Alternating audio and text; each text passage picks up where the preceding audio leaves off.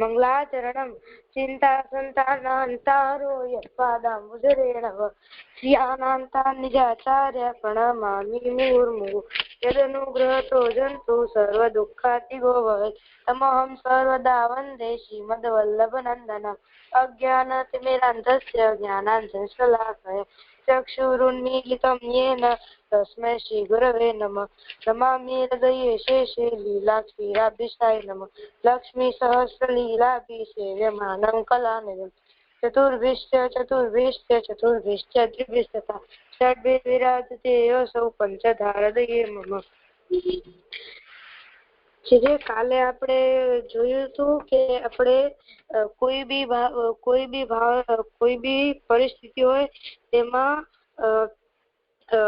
પ્રભુ મારો આશ્રય છે એવી ભાવના કરવી જોઈએ. તે આપણે અલગ અલગ પરિસ્થિતિના એક્ઝામ્પલ આવે તો કે દુઃખ થાય તેવી, પાપ થાય, આપણાથી કોઈ પાપ થઈ જાય ત્યારે ભયમાં, કે પછી ઈચ્છિત અર્થ એટલે આપણે ઈચ્છા પૂરી કરતા હોય, મનોરથ પૂરી કરતા હોય, તેમાં એવા અલગ અલગ પરિસ્થિતિમાં આપણે જોયું હતું કે એટલે કે એમાં આપણે એવું સમજ્યું હતું કે આમાં જેટલી મેન્શન હોય એટલી જ નહીં, એ તો ખાલી એક્ઝામ્પલ આપ્યું છે, પણ ઓવરઓલ જેટલી પણ સ્થિતિ હોય બધેમાં આપણે હરિના શરણની, હરિના આશ્રયની ભાવના કરવી જોઈએ એવું કાલે આપણે સમજ્યું હતું. ને પછી આપણે આગળ જોયું હતું કે ભગવદ આશ્રયની સિદ્ધિ માટેના 4 ઉપાયોમાંથી પહેલો ઉપાય કાલે આપણે સમજ્યો હતો કે આશ્રયની ભાવના, માનસિક વાચિક ભાવના કરવી, આશ્રય ભાવની માનસિક વાચિક ભાવના. તો તે આપણે જોયું હતું કે એવં ચિત્તે સદા ભાવે વાચા ચ પરિકીર્તયેત.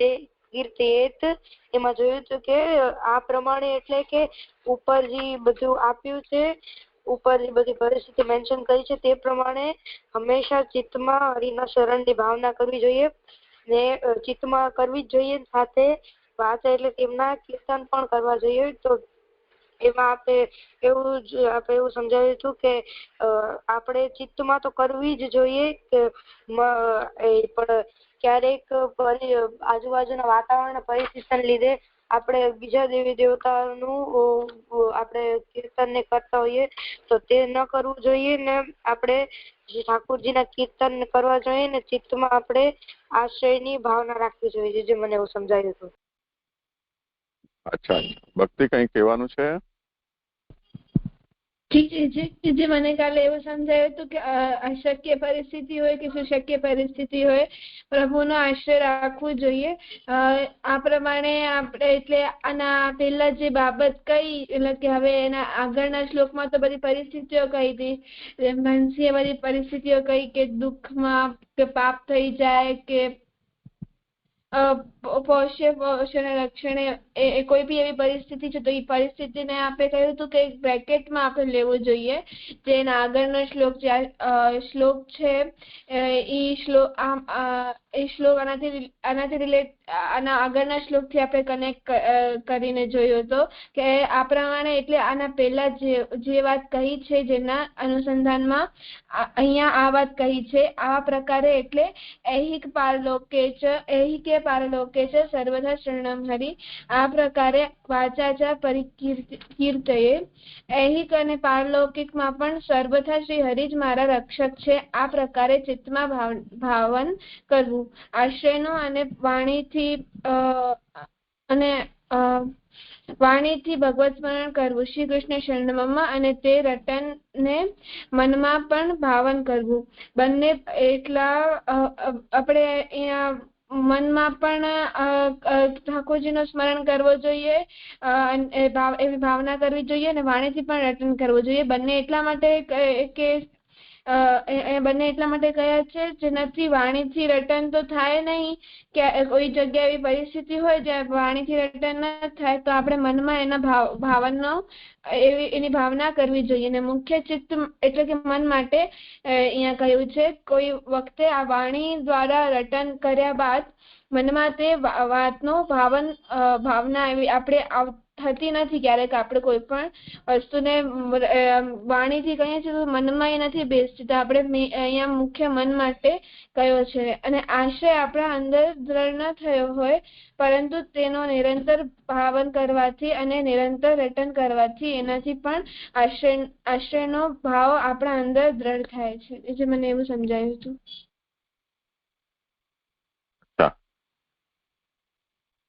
એવમ ચિત્તે સદા ભાવ્યમ વાચા ચ પરિકીર્તયેત. એટલે તમે બરોબર કહ્યું છે. આપણે એને જો પાઠને થોડું પરિવર્તિત કરીને એને એના અન્વયનો વિચાર કરીએ તો ऐहिके पारलोके च सर्वथा शरणम हरिः एवं चित्ते सदा भाव्यम वाचा च परिकीर्तयेत्. આવો એનો સળંગ પાઠ થાય. બાકીના જે ઉદાહરણો છે કે જેમાં આપણે શ્રી હરિના આશ્રયનું ભાવન કરવાનું છે, એનું વિસ્મરણ નથી કરવાનું, એ આ બે પંક્તિના વચ્ચે શ્રી મહાપ્રભુજી ગણાવ્યું છે. દુઃખાનો તાપાપે ભય કામતે પૂર્ણ વગેરે વગેરે. બીજી વસ્તુ આમાં આના ઉપરનું જે કોષ્ટકમાં આ શ્લોકનો સંક્ષેપ આપેલો છે એમાં તમે વાંચી શકશો કે આશ્રયની માનસિક અને વાચિક ભાવના આ આશ્રયની સિદ્ધિનો પ્રથમ ઉપાય છે.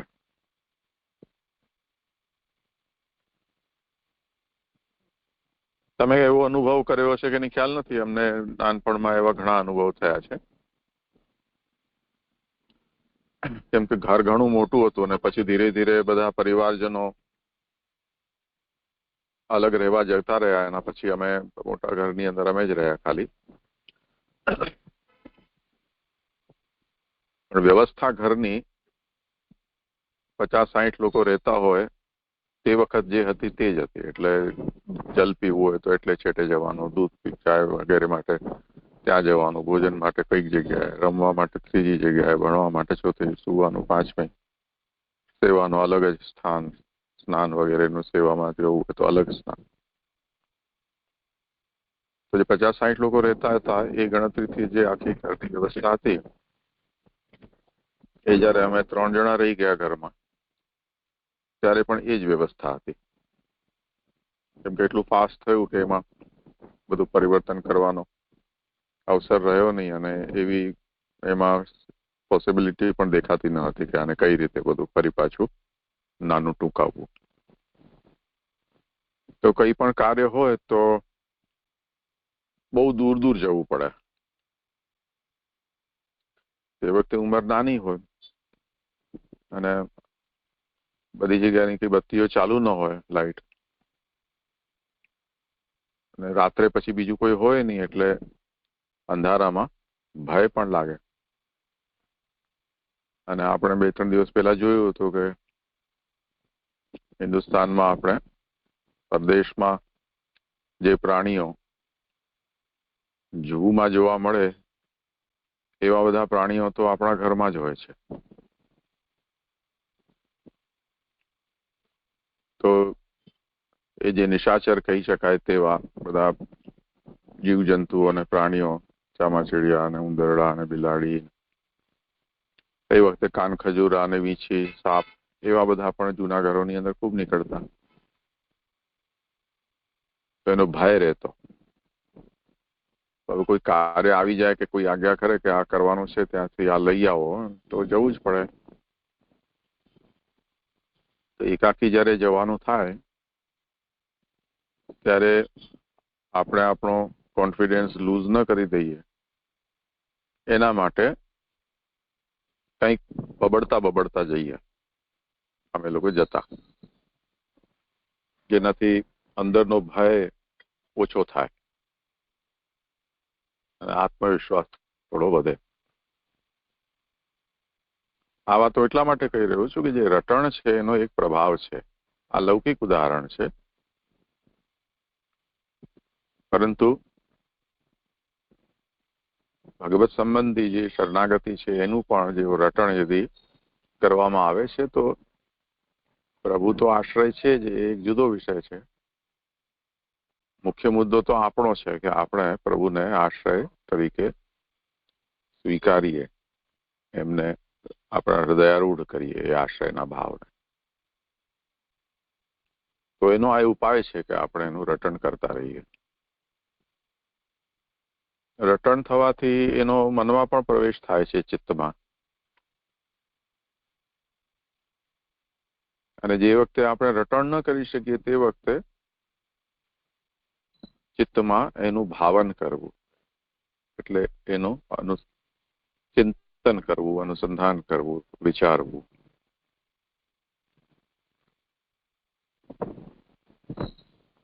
કેમ કે દરેક વખતે આપણાથી શક્ય નથી કે આપણે એનું રટણ કરી શકીએ. તો ભાવન છે એ આંતર છે, ચિત્તમાં થનારી પ્રક્રિયા છે, ને રટણ છે એ બાહ્ય છે.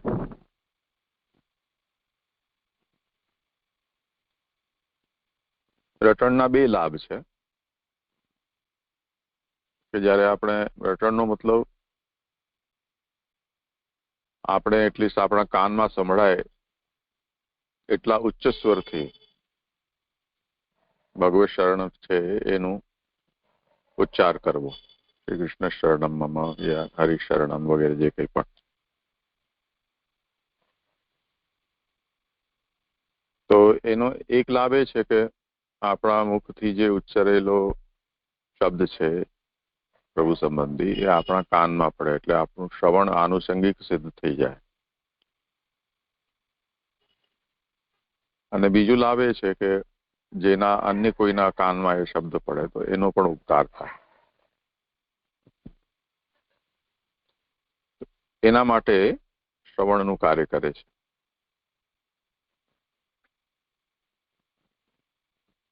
બીજી વસ્તુ,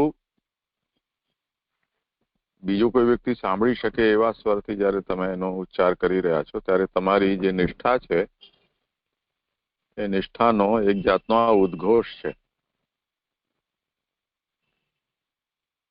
જેમ અત્યારે અયોધ્યામાં શ્રી રામ મંદિરનું ભવ્ય નિર્માણ થયું જન્મસ્થળ પર, અને ત્યાં શ્રી રામચંદ્રજી બિરાજ્યા. તે વખતે હિન્દુસ્તાનમાં સર્વત્ર જય શ્રી રામ, રામ આયેંગે વગેરે વગેરે બધાના મુખથી એનો ઉચ્ચારણ આપણે સાંભળતા હતા, આપણે પણ કરતા હતા. તો પરસ્પર એકબીજાનો એ ઉત્સાહ પણ એની વૃદ્ધિ થાય છે. બીજું, પરસ્પરની જે નિષ્ઠા છે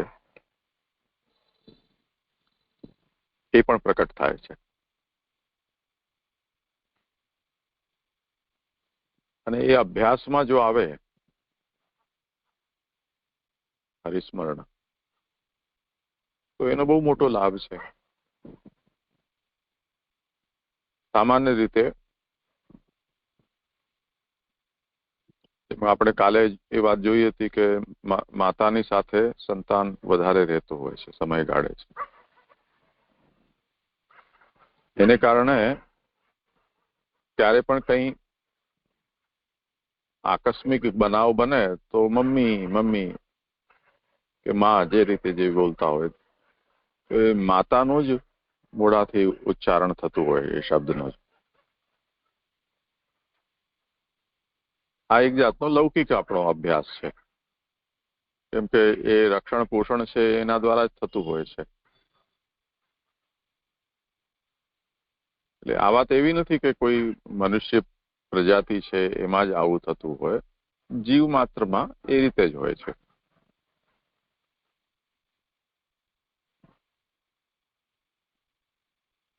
પરંતુ એ અભ્યાસ જો હરિસ્મરણના રૂપમાં હોય તો જેમ આપણે ઘણા બધા લોકોના મુખથી જોતા હોઈએ છીએ કે ઘણા લોકો હે ભગવાન, ઓ શ્રીજી બાવા, હે શ્રીનાથજી, હે ઠાકોરજી, હે કૃષ્ણ, હે બાલકૃષ્ણલાલ, જેમાં પણ આસ્થા હોય, જેમના અંદર જેમનો ભક્તિભાવ હોય, જેના એમનું રટણ લાંબા સમય સુધી નિરંતર કર્યું હોય, તો એવી આકસ્મિક ઘટનામાં એ જ મુખમાંથી શબ્દનો ઉચ્ચાર નીકળે.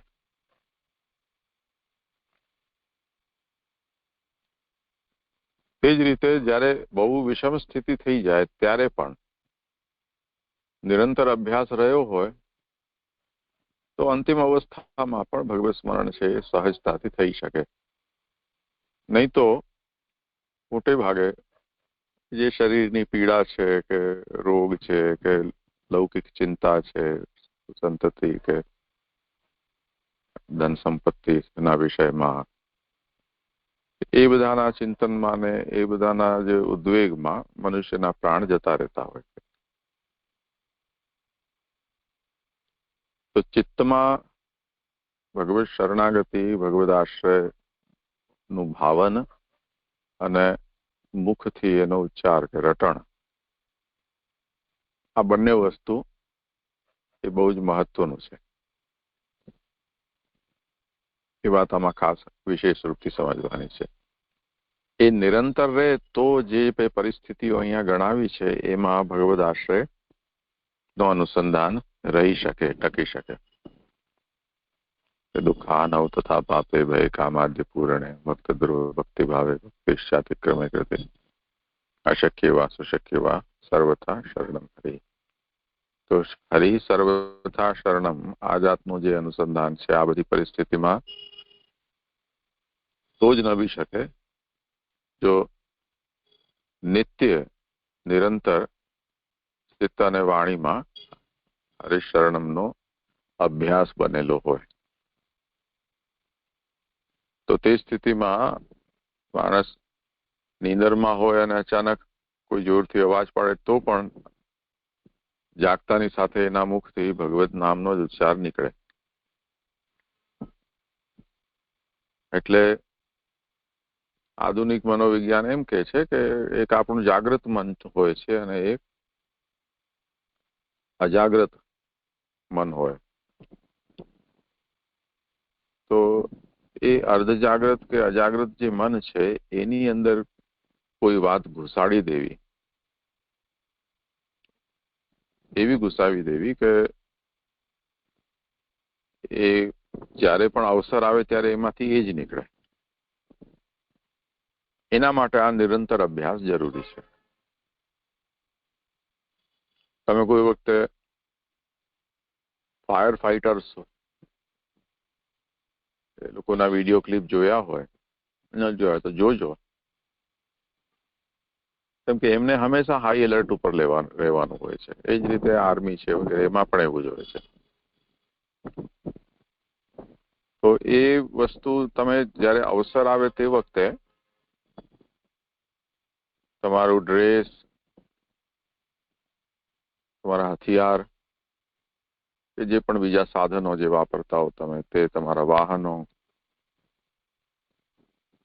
આ બધું જ તમારું એક નિશ્ચિત પદ્ધતિથી રોજ રખવાતું હોય, રખાયેલું હોય. અને એ રીતે તમે એને પહેરવા કે એને સજાવવા કે એને તમે સાથે ઉચકવા માટેનો તમે અભ્યાસ કરેલો હોય, તો જ્યારે એવી પરિસ્થિતિ આવી જાય તે વખતે બહુ એક સેકન્ડનો અંશ પણ બહુ જ મહત્વનો હોય છે. એનાથી બહુ મોટો ફરક પડી જતો હોય છે.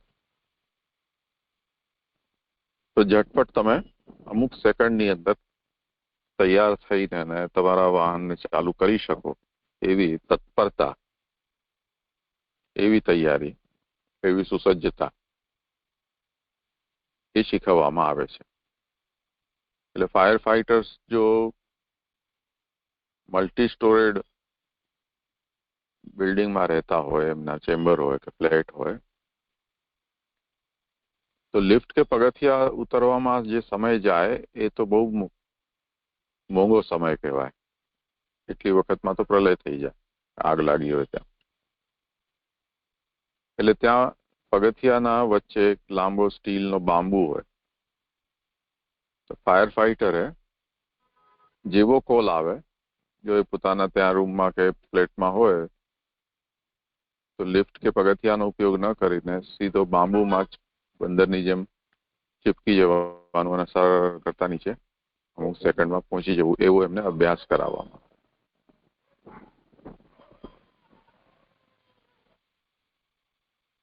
એ જ રીતે કોઈ વાર મિસ્ટર બીનનો એપિસોડ જોયો હોય કે એને દાંત દેખાડવા માટેની એપોઇન્ટમેન્ટ હોય છે ને એને મોડું થઈ જાય છે,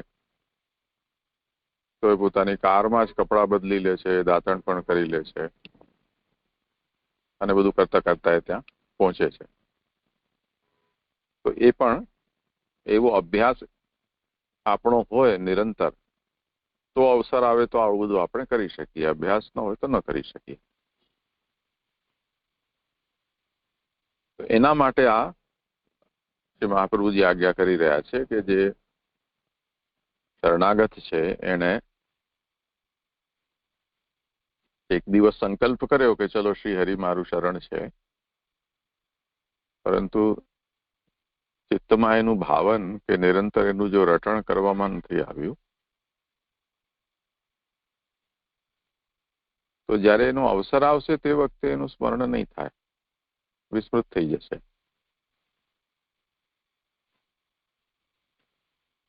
તો આ દૃષ્ટિથી આ વાતને ખાસ સમજવી આવશ્યક છે. ઠીક છે. હવે આ વિષય પછી અન્યસ્ય ભજનમ તત્ર સ્વતોગમનમેવ છે પ્રાર્થના કાર્ય માત્રપી તથા અન્યત્ર વિવર્જ્યે, એ વિષય તમારે હવે આગળ લેવાનો છે. કોણ લેશે?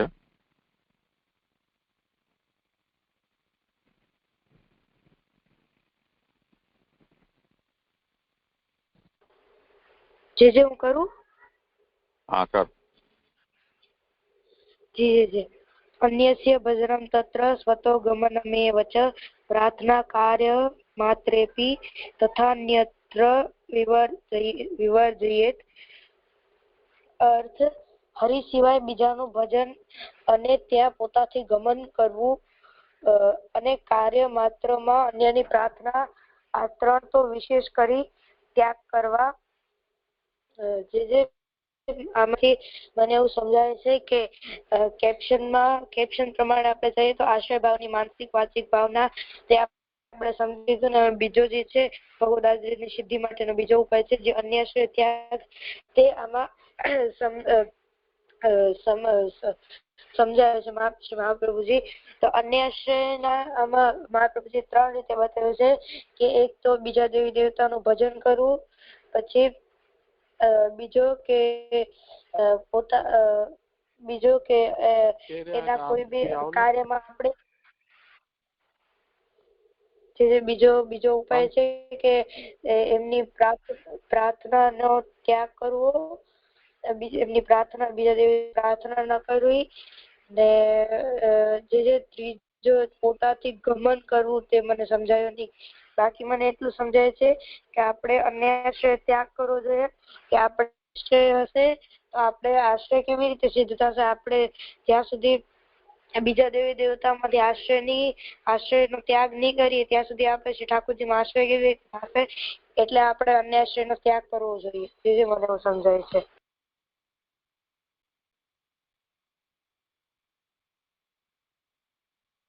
ભક્તિ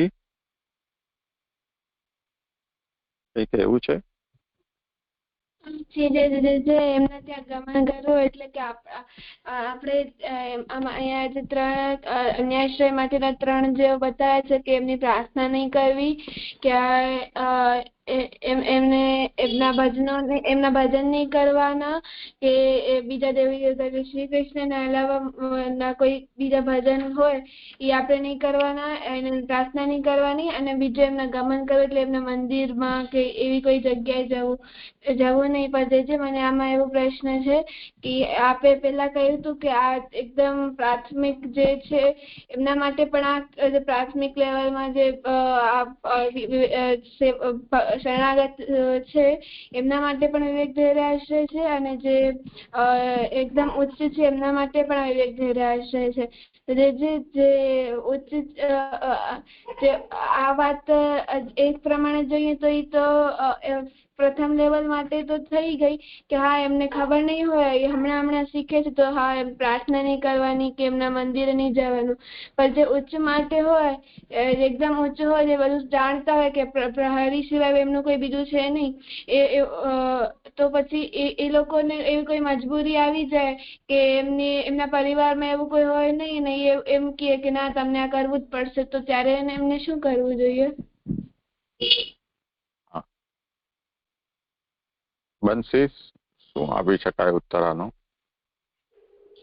મને આમાં એવું લાગે છે કે આપણે પહેલા ક્યારે કોઈક સેશનમાં એવું સમજાયું હતું કે અન્યાશ્રય એટલે કે આપણે આપણા મનથી કોઈ બીજા દેવી દેવતાનો આશ્રય કરીએ. ઠાકોરજી સિવાય આપણે આપણા પોતાના મનથી, આપણે પોતાની ઈચ્છાથી કોઈનો આશ્રય, બીજી દેવી દેવતાનો આશ્રય કરીએ, એને અન્યાશ્રય કહેવાય. પણ ભક્તિ કે છે કે તમને આ કરવું પડશે એવું હોય તો કોઈ આપણે કરાવતું હોય તેને અન્યાશ્રય ન કહેવાય. કે એટલે તે આપણે જબરદસ્તી આપણે કરવું પડે એવી સ્થિતિ હોય તો એમાં પણ આપણે મનથી તો ઠાકોરજીનો જ આશ્રય રાખવો જોઈએ. પણ બહારથી બતાવવા માટે આપણે અગર જો જાતા હોઈએ ને એ આપણે જવું પડે એમ હોય ને આપણે જઈએ તો આપણે ત્યાં આપણે મનથી નથી જતા, કોઈ આપણે લઈ જાય છે તો જઈએ છીએ, આપણે અન્યાશ્રય ન કહેવાય. પણ અગર જો આપણે મનથી જ દેવી દેવતાને પ્રાર્થના કરીએ કે એમનો આશ્રય કરીએ આપણા મનથી, તો એને અન્યાશ્રય કહેવાય. મને એવું લાગે. અચ્છા ભક્તિ, સમાધાન થયું? પણ જે તો એમના મનમાં એવું નહીં થતું હોય, જે ઉચ્ચ વૈષ્ણવ હોય, જે પણ શરણાગત હોય એના મનમાં એવું નહીં થતું હોય એકવાર તો અન્યાશ્રય તો થઈ જ ગયો ને એમના મનમાં આવતો હોય તો એનું સમાધાન કેવી રીતે કરી શકે?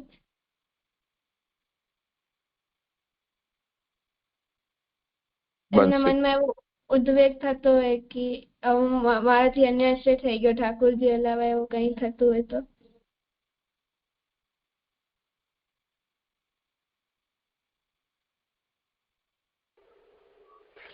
બંસી છે?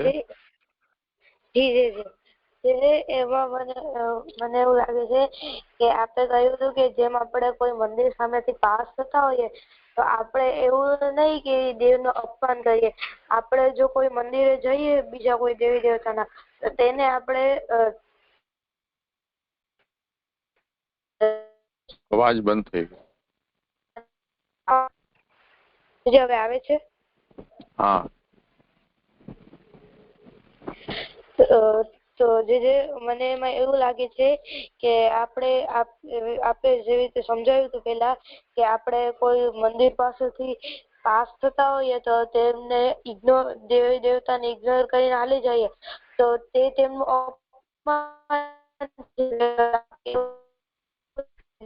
જીવી અન્ય દેવી દેવતા હોય તેના સાથે આપણે ભગવત સ્મરણ કરવાનું કે ત્યાં જઈને આપણે તેમની સાથે ભગવત સ્મરણ કરવાનું. તો એ હાયર લેવલ નો ભક્ત છે એને તો આ વાત એના મનમાં એવું કેમ થાય કે અન્યાશ્રય થયો, એને એના મનથી થોડી ન ગયો તો, ને ગયો તો એને ભગવત સ્મરણ કર્યા હતા. એમને ઈ દેવી દેવતાનું સ્મરણ નતું કર્યું ને ઠાકોરજીનું સ્મરણ કર્યું તો પછી કેમ? અવાજ તારો બંધ થઈ ગયો પાછો. મને એટલું જ કેવું હતું. હા બોલો ભક્તિ. ધીરે ધીરે થોડું થોડું સમજાય.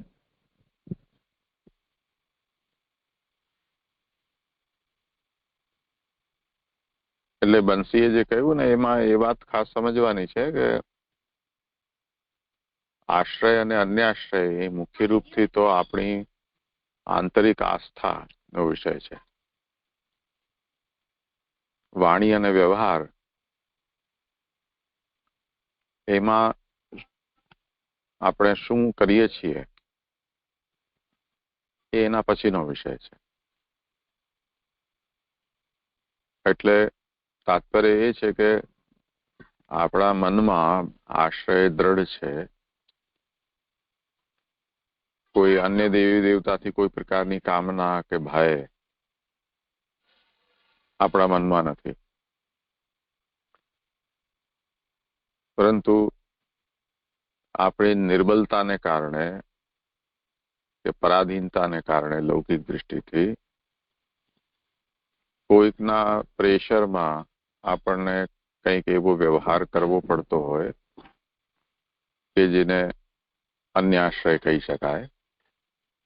એટલે કોઈ અન્ય દેવના કે દેવીના દર્શન આદિ કરવાનું હોય, તો તે સ્થિતિમાં એક મનથી આપણો અન્યાશ્રય નથી, પરંતુ કાયાથી એટલે કે વ્યવહારથી અન્યાશ્રય થયો એમ આપણે કહી શકીએ. એટલે અન્યાશ્રયનો વ્યવહાર, અન્યાશ્રય જેવો વ્યવહાર આપણાથી થયો એવું આપણે કહી શકીએ.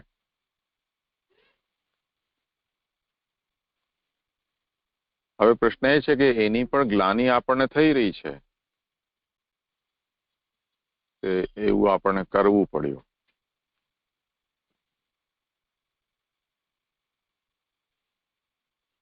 તો તે સ્થિતિમાં આપણે એ વિચારવું જોઈતું હતું કે જો એ ગ્લાનિ થઈ રહી છે તો આપણી એવી શું વ્યવસ્થા હતી? જો આપણી દ્રઢતા હોત તો જે પણ આપણને પ્રેશરાઇઝ કરી રહ્યા છે કે તમે આવું કરો, એમને આપણે સ્પષ્ટ રૂપથી કહી દઈએ કે ભાઈ અમારામાં આ વસ્તુ નથી આવતી.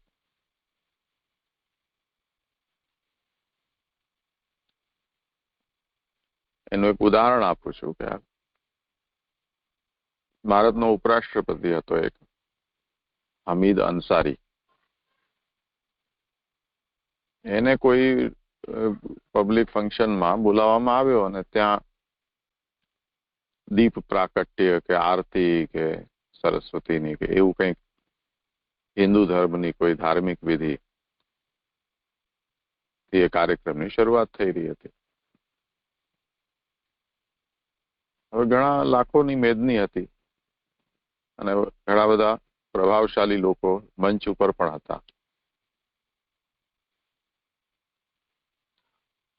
ત્યારે એ અવસર આવ્યો તે વખતે એને સાફ ના પાડી દીધી કે હું આસ્થાથી મુસ્લિમ છું અને અમારા ધર્મ પ્રમાણે આવું કંઈ પણ કરવું એ ઇસ્લામના સિદ્ધાંતથી વિરુદ્ધ છે.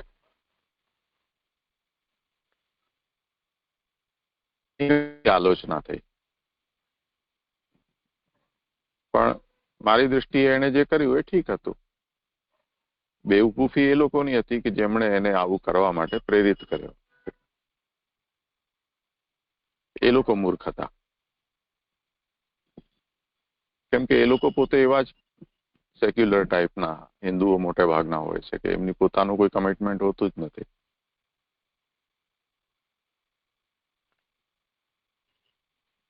એવું જ છે મોદીજી સાથે થયું હતું. ગોધરામાં પ્રવચન કરી રહ્યા હતા ને ત્યારે કોઈ મૌલાનાએ આવીને મુસલમાની ટોપી પહેરવા માટે એમને આગ્રહ કર્યો. મોદીજીએ ના પાડી અને સવિને એ ટોપી માથે ન પહેરીને હાથમાં લઈ લીધી. ત્યારે પણ મોદીજીના વિષયમાં મીડિયાએ ખૂબ નેગેટિવ પ્રચાર કર્યો હતો, પણ એનો લાભ મોદીજીને જ મળ્યો. તો હવે જ્યાં પણ તમે કંઈક પણ દ્રઢતા પ્રકટ કરો તો બધાને મરચું લાગે. આવો એક વ્યાપક સિદ્ધાંત છે, કેમ કે બધા લોકો એમ ઈચ્છે કે બધા જ લોકો કમિટમેન્ટ લેસ બને, જેથી કોઈ પણ રૂલ્સ ફોલો ન કરવા પડે કે કંઈ પણ કોઈને બાઇન્ડિંગ ન થાય. તો કમિટમેન્ટ કે નિષ્ઠા છે એ ખાલી પોથીના રીંગણા જેવું છે. લોકોને એની વખાણ કરે, પરંતુ વ્યવહારમાં લોકો એને પસંદ નથી કરતા હોતા. કે લોકો એમ કે નહીં, આપણે ફ્લેક્સિબલ થવું જોઈએ, પ્રેક્ટિકલ થવું જોઈએ, વ્યવહારમાં કંઈ વાંધો નહીં, આપણે આપણું ઘરમાં સાચવવાનું વગેરે વગેરે એમ કરી અને એ જે દ્રઢતા છે એ દ્રઢતાને શિથિલ કરી દેતા હોય છે.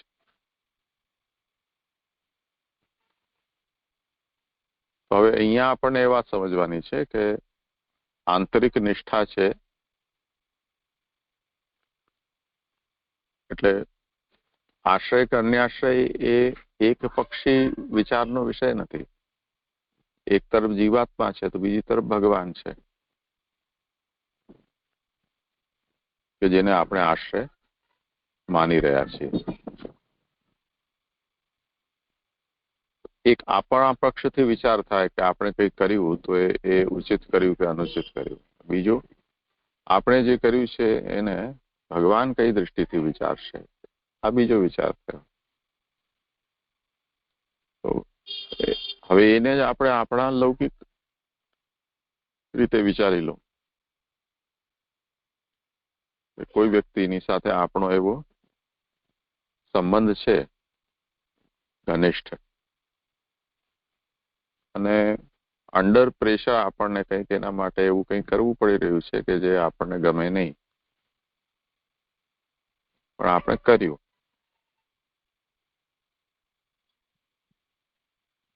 પણ આપણો જેની સાથે સંબંધ છે એના પ્રત્યે આપણું મન એકદમ સાફ છે. આપણે આપણી મનની ભાવના એને બતાવી દઈએ કે અમારે આમ કરવું પડ્યું આના કારણે, બાકી તમારા માટે મારા મનમાં એવું કંઈ નથી. સામેવાળો વ્યક્તિ આપણા વ્યવહારને લઈને કોઈ વિવાદ નહીં કરે કે એનું કોઈ મનમાં ખરાબ નહીં લગાવે, કેમ કે એ સમજે છે આપણી પરિસ્થિતિ. જેમ કોઈએ આપણે કોઈને બોલાવ્યા અને એના ઘરમાં કોઈ મહેમાન છે ને એ બોલાવે છતાં એ ના આવી શક્યા અને પછી એમણે આપણને ખુલાસો કર્યો કે આ રીતે મારે ત્યાં મહેમાન હતા ને અમે ના આવી શક્યા. તો સામેનો વ્યક્તિ ખોટું ન લગાવે, સમજે કે મહેમાનો તો કેમ આવે. એવી રીતે જો અંડર પ્રેશર આપણને કંઈ એવું આચરણ કરવું પડે કે જેને સંપ્રદાયની દૃષ્ટિથી અન્યાશ્રય કહી શકાય, પરંતુ મનમાં અન્યાશ્રયનો ભાવ ન હોય તો ઠાકુરજી એનું ખરાબ લગાવતા નથી. આ એક વાત છે.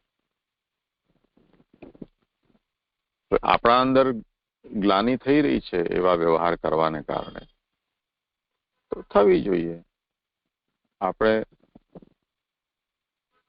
એવી પરિસ્થિતિમાં ફરીથી ન મુકાઈએ એવું આપણે કોઈ પ્રયત્ન વિચારવો જોઈએ. અથવા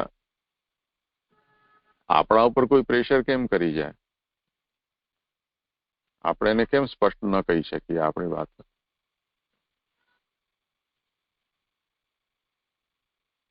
તો જેમ હમીદ અંસારીએ કીધું કે ઇસ્લામના વિરુદ્ધ છે, અમારે ત્યાં કોઈ પણ અલ્લાહ સિવાય બીજા કોઈની ઉપાસના કે આરાધના માન્ય નથી. તો કોઈ પણ સમજદાર વ્યક્તિ હશે એ સમજી જશે કે ભાઈ આ નિષ્ઠાથી મુસ્લિમ છે અને એને એ ધર્મના વિરુદ્ધ આચરણ કરવામાં આપણે જબરજસ્તી ન કરવી જોઈએ. જેમ કોઈ જૈન આવે અને આપણે એને ડુંગળી લસણ કે એવું કંઈ આપણે ખવડાવવા માટે કહીએ, એવું બન્યું હોય કે તમે ખાઓ અને એ ના પાડે, તો એમાં આપણે ખોટું લગાડવાનું શું હોય? ઉલટાનું આપણે ગ્લાનિ થવી જોઈએ કે જેને આપણે જમાડી રહ્યા છીએ એને એની મર્યાદાને તોડવા માટે આપણે પ્રેશરાઇઝ કરી રહ્યા છીએ. આપણી અનીતિ છે, અત્યાચાર છે.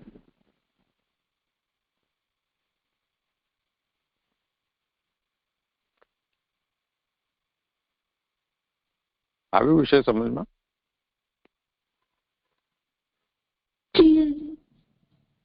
એવું સમજાયું કે આપણે એક અન્યાશ્રય જેવો વ્યવહાર અને એક તો અન્યાશ્રય તો ન કરવો જોઈએ ને. અગર કોઈ પ્રેશરાઇઝમાં આપણે અન્યાશ્રય જેવો વ્યવહાર થઈ જાય તો આપણે મનમાં એવું ન હોય, આપણે મનમાં નિષ્ઠા અને આપણે ઠાકોરજી પર આશ્રય દ્રઢ હોય તો આપણે આમ એવું ના વિચારવું જોઈએ કે ઠાકોરજી એટલે આપણે ઠાકોરજીની દૃષ્ટિથી આમ વિચારશું તો ઠાકોરજી આપણા પર નારાજ નહીં થાય અને આપણે અગર ગ્લાનિ થશે ને તો પણ એ આપણા માટે સારું રહેશે. એ એક આપણો એવું હશે કે ના એને ઠાકોરજી ઉપર દ્રઢ વિશ્વાસ છે એટલે એને એવું લાગે છે કે ઠાકોરજી એનાથી નારાજ તો નહીં થઈ જાય. અને અગર આપણો એટલો દ્રઢ વિશ્વાસ હોય તો પછી આપણે કોઈ પ્રેશરાઇઝ કરતો હોય તો આપણે એને ના પણ કહી શકીએ છીએ કે ના, હું તો શ્રી કૃષ્ણ લાવા કોઈ બીજાને નથી ભજતો, જે મને એવું સમજાય. ઠીક છે. બીજું આ જે વચન છે એના તાત્પર્યને પણ સમજવું જોઈએ. શ્રી મહાપ્રભુજી એટલે જ બહુ જ વિચારપૂર્વક અહીંયા શબ્દો મૂક્યા છે. એમાં એક શબ્દ છે સ્વતઃ.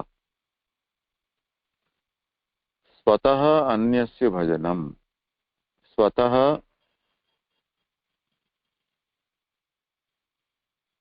અન્યસ્ય ભજનમ સ્વતઃ તત્ર ગમનમ. તે જ રીતે સ્વતઃ પ્રાર્થના. બધાની સાથે સ્વતઃનો અન્વય છે. સ્વતઃ શબ્દનો ગુજરાતીમાં અર્થ સામે ચાલીને કે પોતાની ઈચ્છાથી. બીજું એક ભજન શબ્દનો અર્થ ભક્તિ કર્યો ને એમાં થોડો સુધારો કરી લેવો જોઈએ. ભજનનો મતલબ મંજીરા લઈને ગાવું કઈ એવા અર્થમાં શબ્દ તું બોલી એવું મને લાગ્યું, પણ ભજનનો મતલબ સેવા. સંસ્કૃત ભાષામાં ભજ શબ્દનો અર્થ સેવા થાય છે. તો અન્યનું ભજન એટલે અન્યની સેવા કે અન્યની પૂજા કે અર્ચના આરાધના,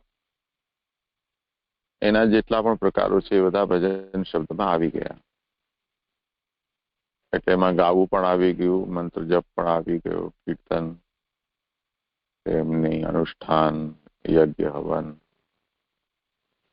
પરિક્રમા, તીર્થયાત્રા, કથા શ્રવણ, પ્રસાદ લેવું, પ્રદક્ષિણા કરવી વગેરે વગેરે બધું જ આમાં ભજન શબ્દમાં આવી ગયું.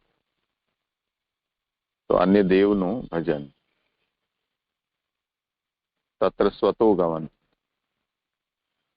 એટલે અન્ય દેવનું સ્વતઃ ભજન. હવે સ્વતઃ શબ્દ છે એ પરતઃનું વ્યાવર્તન કરનારું છે. એટલે સ્વતઃનું વિરુદ્ધ પરતઃ થાય. તો એનો મતલબ એ થશે કે જાતે નથી કરી રહ્યા, પણ કોઈકના કહેવા પર કે કોઈકના દબાણથી આપણને કરવું પડી રહ્યું છે, તો એ પરતઃ થઈ ગયું. તો જેટલું સ્વતઃ કરવાથી અપરાધ થાય એટલો અપરાધ પરતઃ કરવાથી નથી થતો.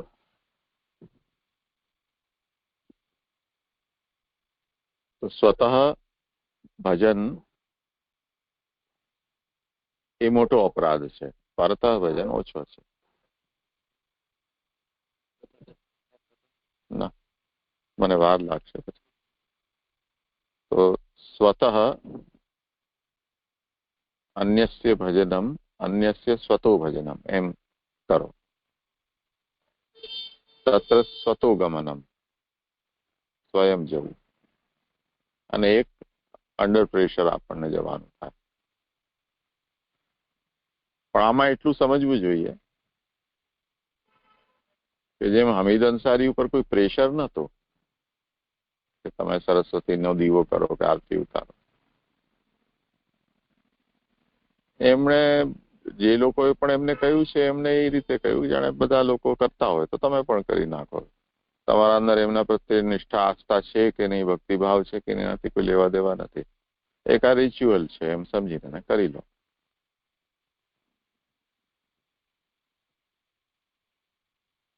એવું આપણા સાથે પણ થઈ શકે કે જેમાં આપણે મિત્રો જઈ રહ્યા છે ને ચલો તું પણ ચલ. હવે જો મિત્ર છે તો મિત્રની તો પરિભાષામાં જ એ છે કે તમે સમાનશીલ વ્યસન હો તો મિત્ર. જો તમારું રુચિ ચરિત્ર સમાન નથી તો મિત્ર છે ના. હવે સમાનતા નથી પણ તમે જો એને સમજી શકતા હો એકબીજાના મર્યાદા કે એમના સિદ્ધાંત કે એમની નીતિ એમના જીવનનું ધોરણ તો તમે ક્યારે એવું કહો જ નહીં. જેમ મુસલમાન અને હિન્દુ મિત્ર હોઈ શકે અને સાચી મિત્રતા તો કહેવાય કે મુસલમાન ક્યારે હિન્દુને નમાજ પડવા માટે આગ્રહ ન કરે, હિન્દુ મુસલમાનને ક્યારે મંદિરમાં દર્શન કે પૂજા માટે આગ્રહ ન કરે. તેમ છતાં પણ એ લોકો જો સાથે રહી શકતા હોય એ વિરોધને પચાવીને પણ તો મિત્રતા છે. તો આ જાતનો જો થઈ રહ્યું હોય તો આપણે એ વિષયમાં આપણને એમ ન કહેવું જોઈએ કે આ તો એને કીધું એટલે મારે કરવું પડ્યું. તમારા ઉપર પ્રેશર થોડું કર્યું છે. મિત્ર તો કંઈ પણ કે એને સાફ ના પણ કાઢી શકો તમે કે નહીં આ મારા મર્યાદામાં નથી આવતું, તને જે કરવું હોય તો તું કર. એ જ રીતે કુટુંબ પરિવાર જાતિ સમુદાયની અંદર પણ આ જાતની પરસ્પર સમજ હોવી જરૂરી છે કે તમે એકબીજાના જે જીવનના સિદ્ધાંતો છે જીવવાના એને તમે સમજો અને એનો આદર કરો.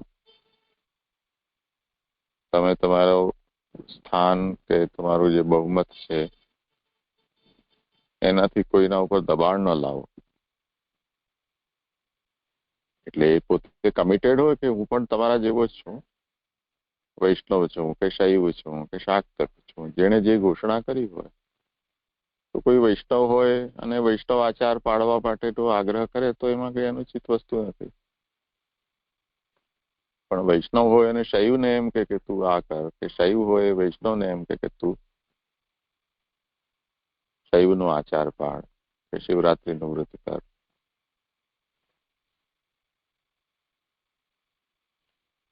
તો એ જંગલીપણું છે. તો તે સ્થિતિમાં કોઈ ડર કે શરમનું કારણ જ નથી. આપણે એમને સ્પષ્ટ કહી શકીએ કે અમારા સિદ્ધાંતમાં આ વસ્તુ નથી. પછી જે એને સમજવું હોય તો સમજાવવાનું, ચર્ચા કરવી હોય તો ચર્ચા કરવાની, એમાં કઈ વાંધો નથી. આપણે ઉત્તર ના આપી શકીએ તો કોઈના દ્વારા પણ ઉત્તર અપાવી શકીએ.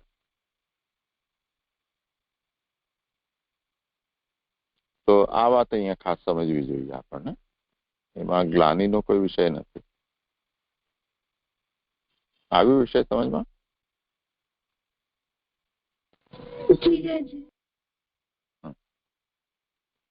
સારું, તો આજે અહીંયા રાખીએ.